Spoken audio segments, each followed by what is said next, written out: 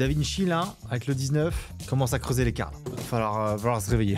DaVinci 19 vient de sortir, ils ont encore fait de très belles améliorations qui, vous allez voir, nous fait gagner du temps de ouf. Et du coup, je voulais vous faire cette rapide vidéo justement pour vous montrer ce qui s'avait changé. J'avoue que moi qui viens de première depuis pas mal de temps, quand tu passes sur DaVinci, ça te fait un peu flipper parce que tu mets deux plombes à trouver ce que tu veux faire et ce que tu sais faire. Et c'est pour ça que j'ai sorti une formation sur DaVinci où on voit toutes les pages de A à Z, on va vraiment en profondeur sur le logiciel pour comprendre comment ça se passe.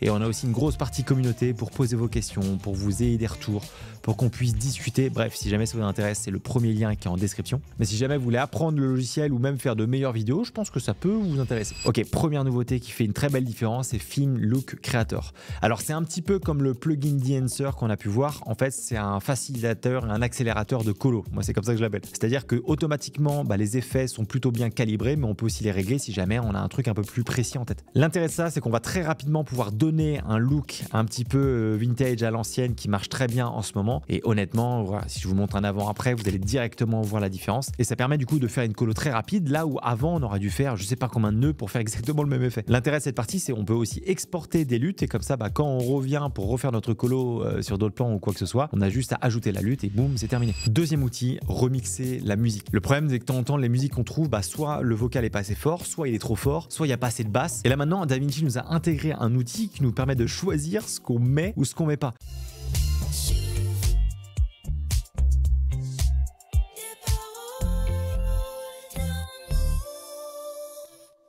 Et honnêtement, c'est assez bluffant, ça permet d'isoler certaines parties de la musique, de les pousser ou de les baisser, et ça permet de faire exactement ce qu'on a envie de faire avec la musique. Et ça, le nombre de fois où j'ai eu des musiques avec des vocals qui étaient bien trop forts, là au moins tu peux l'ajuster, soit l'enlever ou soit même d'ailleurs baisser l'intensité, et ça j'avoue que c'est un petit plaisir. Troisième outil, réduction de bruit. Alors, on savait déjà que DaVinci se débrouillait quand même pas mal sur le sujet avant DaVinci 19, et là ils nous ont rajouté une petite option supplémentaire qui est encore plus puissante et qui gère encore mieux la réduction de bruit, c'est Ultra NR. Ce qui est hyper drôle, c'est que c'est encore plus simple qu'avant. Maintenant, on a juste à cliquer dessus, on a juste à mettre le petit carré là où on veut qu'il analyse le bruit et boum, en 2 secondes, le bruit est complètement supprimé. À noter que ça va demander énormément de ressources à votre ordinateur, donc que ça soit pour l'export ou même pour la lecture, ça risque d'être un peu chaud, mais globalement, ça fait quand même un très bon job et c'est surtout que ça nous permet de garder beaucoup plus de détails que ce qu'on pouvait avoir avant avec les autres méthodes. Outil numéro 4, Sound Design Tracking. Alors ça, c'est une petite nouveauté aussi. Maintenant, on a la possibilité de traquer notre sujet pour que le sound design suive. En fait, quand on a un effet audio et qu'on veut que ça fasse un espèce de partage de l'oreille gauche jusqu'à l'oreille droite, et avant on était obligé de le faire manuellement avec des points clés, et maintenant on peut dire au logiciel de traquer un mouvement sur un sujet et lui il va automatiquement du coup faire la balance entre gauche et droite.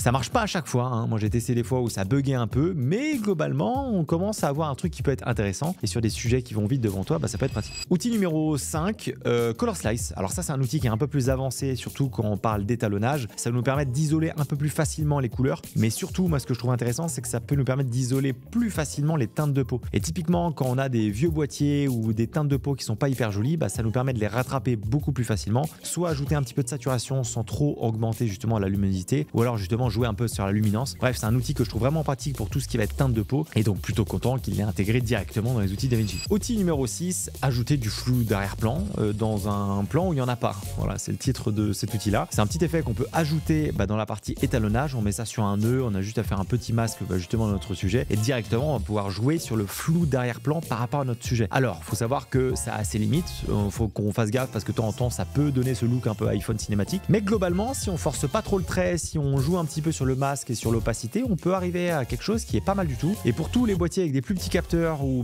même des ouvertures qui montent un peu trop fort, et mine de rien, ça peut être intéressant quand on veut un petit peu cacher l'arrière-plan. Alors, faut pas en abuser, parce que sinon ça va se voir, mais globalement, légèrement, ça peut être sympa. Dernier outil bonus qui peut être intéressant, que ce soit pour les créateurs de contenu ou autres, on a une partie qui nous permet de séparer l'audio de l'arrière-plan. Et ça peut être pas mal si jamais on veut récupérer, je sais pas, un son d'ambiance, mais qu'il y a quelqu'un qui parle, et on va pouvoir l'enlever sa voix et garder le son d'ambiance. Et ce qui est intéressant, c'est que pareil, ça peut faire le truc inversé où justement tu veux pas le son d'ambiance et tu veux uniquement la voix. Ok, là je fais un test en marchant dans un endroit assez bruyant. Il y a pas mal de voitures qui passent juste à côté de moi.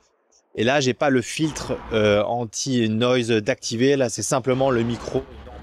Globalement, ça marche pas trop mal. Alors après, la qualité est pas incroyable, hein, ça fait pas non plus des miracles, mais c'est encore une fois un petit outil qui peut être pratique dans certaines situations. Alors évidemment, on a été un peu rapide sur tous les outils. Là, le but c'est juste de vous montrer ce que propose quand même Resolve avec toutes les nouvelles fonctionnalités et toutes les mises à jour qu'ils font régulièrement. Évidemment qu'on va beaucoup plus en détail dans la formation sur les différents tutos qu'on a vu d'ailleurs sur ces outils-là et même sur plein d'autres outils. Donc si jamais ça vous intéresse, je vous mets ça en description. Dans tous les cas, moi je suis très content de passer de plus en plus de vidéos sur Davinci. On voit carrément qu'ils se bougent pour satisfaire leurs utilisateurs et ça je peux que leur en remercier. J'espère que cette rapide vidéo vous aura plu et puis nous on se dit à la semaine prochaine. La bise.